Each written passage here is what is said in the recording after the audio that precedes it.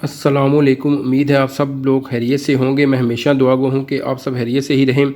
आज मैं आपको बताऊँगा बोनस 1300 फिलियो के बारे में। इटली में वो तमाम फैमिलीज़ जिनके 3 बच्चे हैं और उनकी उम्र 18 साल से कम है, वो सब इस बोनस के लिए अप्लाई कर सकते हैं, लेकिन शर्त यह है कि उनका ईज़े 8745.54 से ज़्यादा ना हो। इस बोनस का दमाना उसी कमूने में होगा जिस कमूने का आपका रेजिडेंसा हो। दमानदा करने के लिए जो ज़रूरी डॉक्यूमेंट्स चाहिए वो हैं मोडेलो रेजिडेंसी की कॉपी, कोदिची ईबन और ईज़े आपके पास होना चाहिए। और बोनस के लिए अप्लाई आप साल के शुरू यानी कि 1 जनवरी से 31 जनवरी तक कर सकते हैं। 145.14 यूरो 13 महीनों के हिसाब से टोटल 1886.82 यूरो 2 किस्तों में आपको मिलेंगे।